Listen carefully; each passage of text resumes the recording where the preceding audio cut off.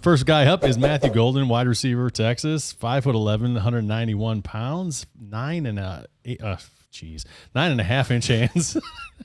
The numbers are just blurring at this point. All right. We've seen too many of these guys.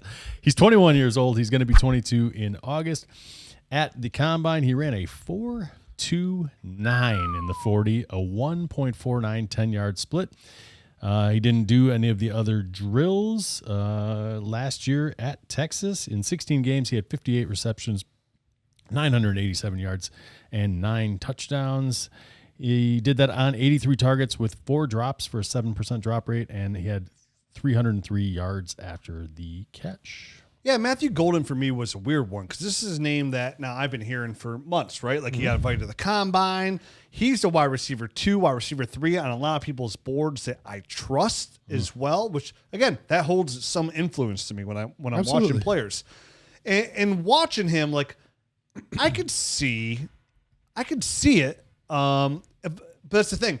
It's weird because if I would have just watched his tape with no like pre-bias, no news on him whatsoever, he probably would have graded a little bit lower for me, personally. But there is a lot of things there to like about Matthew Golden. Like he's got a little twitch to his game, which is really nice. And I look for that. You know, guys that are real fast, have some twitch to their game.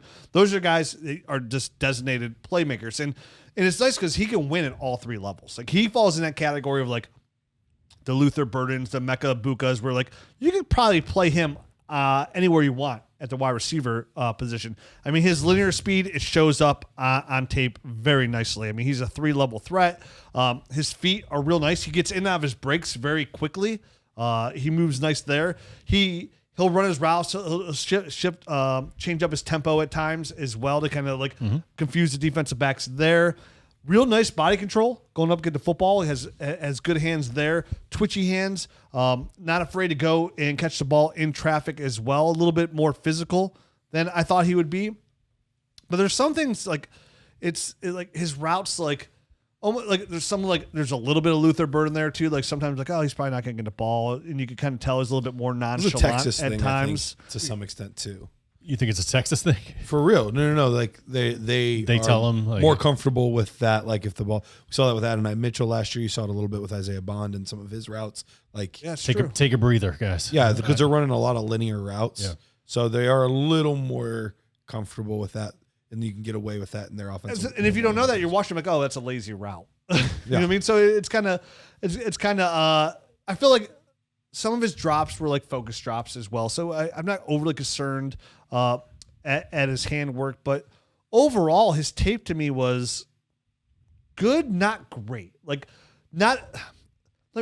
there's not enough there for me to get foaming at the mouth for Matthew Golden. I just didn't, not even to his own fault. You know, kind of like, like Isaiah Bond. Like, dude, I like Isaiah Bond when he did, but like Isaiah Bond had the least amount of things to wash on tape. Agreed. And this was like this was an odd one. I agree with that because, he ran a 4.29. I don't know that he's that fast when I watched. He's fast, but I would have guessed he was like mid 4.3s fast, not 4.29 fast.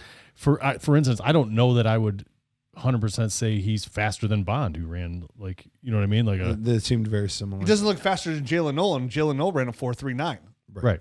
Agreed. So the 4.29, is great. I just don't know that he runs that down in and down out or really ever on the field.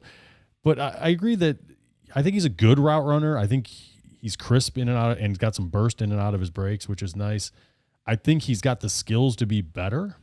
So maybe that's why people are projecting him. He's got this high-end speed that the NFL loves, and then they see potential in his routes to be something more than he is right now. I think that it might be why he's getting a ton of hype here, because I think he's good at a lot of things, but I don't know that he's fantastic at anything yet. But I just think this is a potential type of situation that's giving him the bump.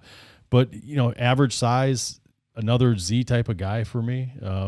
That's a burner, but does some things. I agree that he can run enough routes that he can attack you anywhere. And I think he's, as far as getting off the line, I didn't really see much because just like Bond, a lot of teams played off. because he's so damn fast that they just had to respect it. So, that one's a bit of a hard eval because I think the corners in the DBs in the NFL are going to be able to press him a little bit, or at least attempt to, and then make up with their speed that they have. So he's interesting. He's got some versatility. I do think he could be another guy that plays some slot. He played 23%, so almost 24% in the slot.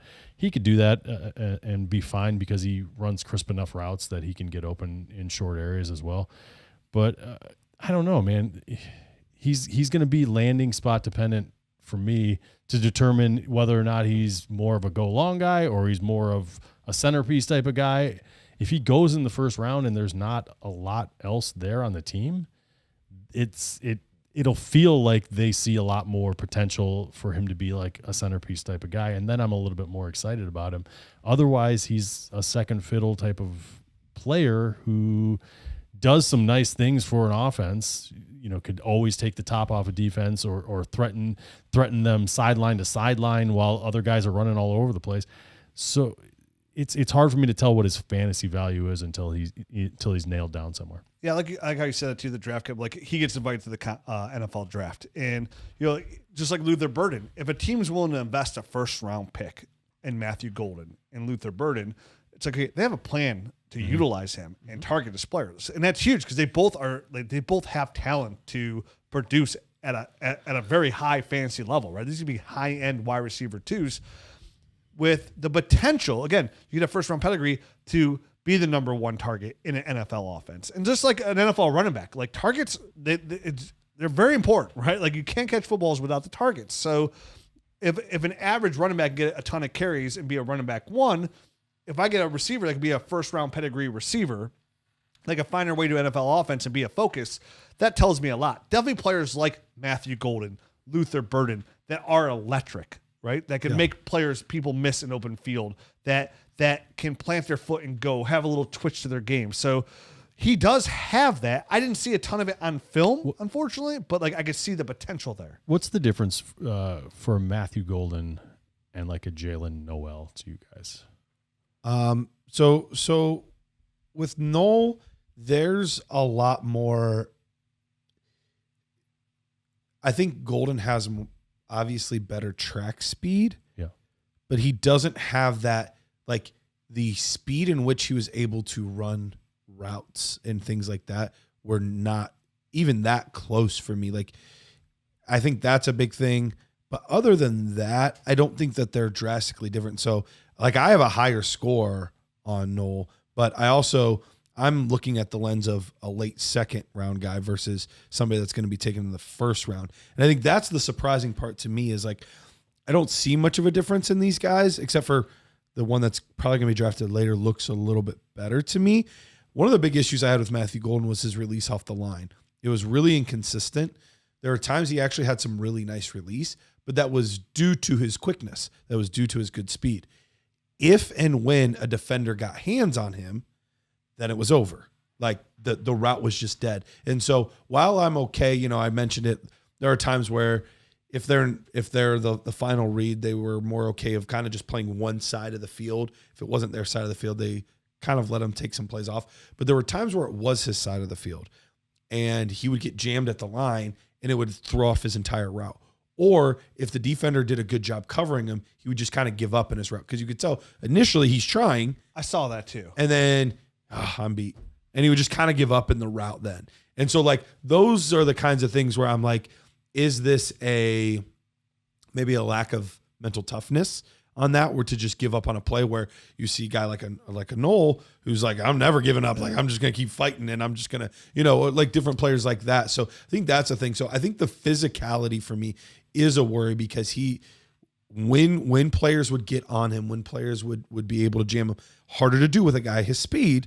But when it did happen, when he would get bumped off his routes, when he would get jammed at the line, it jacked up the entire play for him. Yeah. And so I think that is a very big concern for me. Is probably a good way to say it. Like Noel would always get his hands on the defense. Yep. Like a player we're going to talk about next to that really great too, like Jack Beck. Like he was engaged on every single play. Mm-hmm. That's the biggest thing I noticed about him. I know not there yet, but like if he wasn't getting the ball, he's on the opposite of the field.